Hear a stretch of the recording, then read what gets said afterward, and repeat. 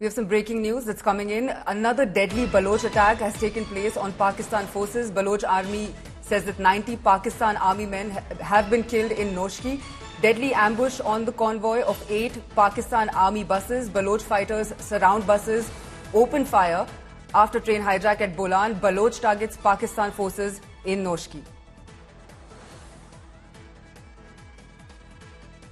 Now, 90 military personnel have been killed is what the BLA has said. The Majid Brigade, the Fidai unit of the Baloch Liberation Army, targeted a convoy of the occupying Pakistani military a few hours ago in a VBIED Fidai attack near Raksan Mill on the RCD highway in Noshki.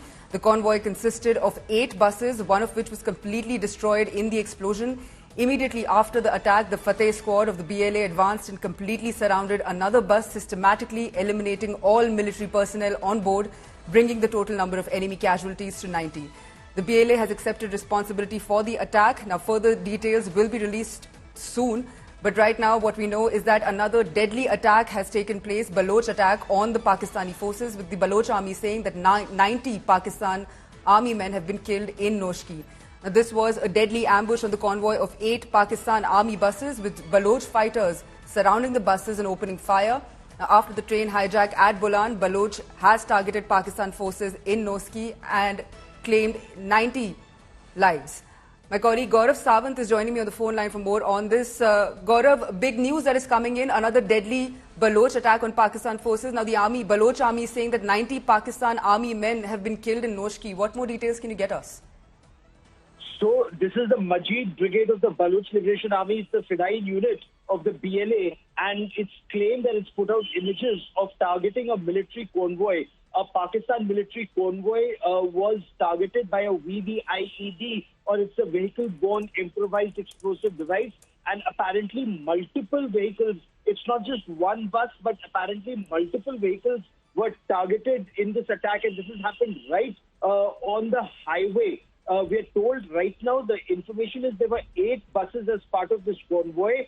Apparently, there was also convoy protection. But this vehicle-borne improvised explosive device of the Majid Brigade, it was a suicide bomber who managed to ram through the security convoy and ram into one of the buses. So one bus has been completely destroyed. There's partial damage to another bus. The remaining vehicles were able to get away. The Fateh squad. So, this is like a planned ambush where Majid Brigade carries out the suicide squad, and the Fateh squad of the BLA in advance surrounded the other buses, and they claim they've eliminated all military personnel on board, bringing the total number of Pakistan Army fatalities and casualties to 90. Waiting for more details and information coming in from the Pakistan Army so far. This is the information we've been able to get, Chetna.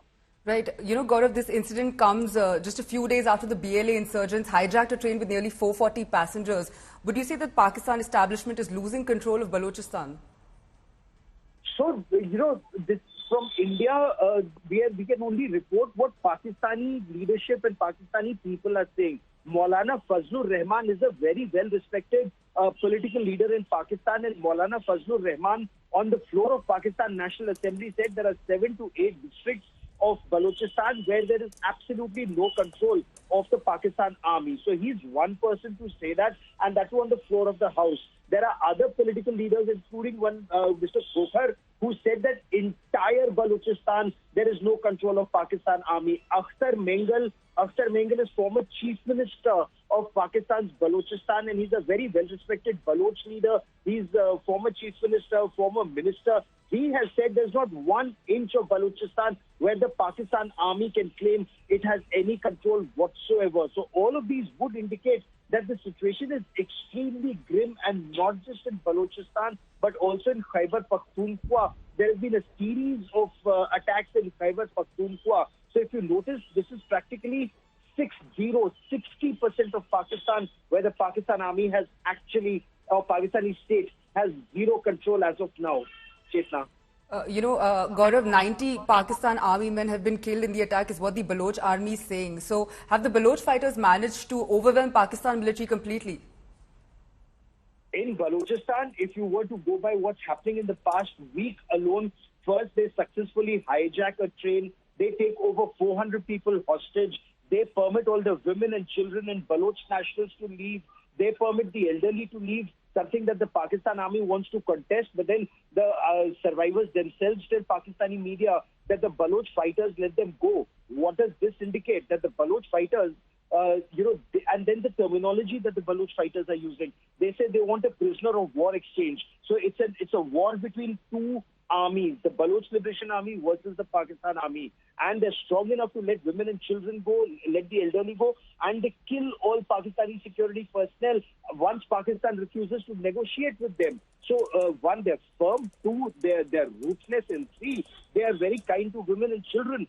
This would indicate that Pakistan army is in deep, deep trouble in Balochistan and in Khyber Pakhtunkhwa. Chetna.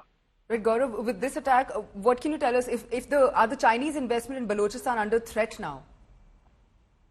That's a very, very pertinent point that you raised. China has pledged $60 billion in China-Pakistan economic corridor. It's invested close to $25 to $30 billion by some accounts.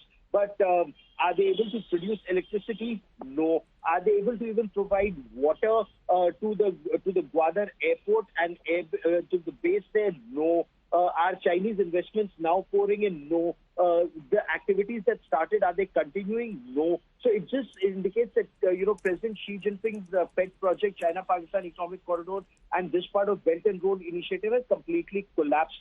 And one reason for that is total failure. Pakistan Army raised 2 division strengths to protect the China-Pakistan Economic Corridor. It put a Major General rank officer in charge. Then it upgraded it to a Lieutenant General rank officer.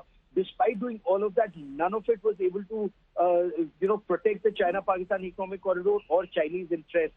And basically, China does not want economy, or it may want economy in the long run. It basically sought a strategic port in the Arabian Sea, and it does appear that too is in trouble, because people in Balochistan and the Baloch Liberation Army, and Chetna, these are multiple organizations who have now come under one umbrella. So you have the Baloch Liberation Army, you have the Baloch National Guard, you have the Baloch Republican Guard, you have the Baloch security forces. Right, we're going to try and get back to Gaurav Sawant for more on this.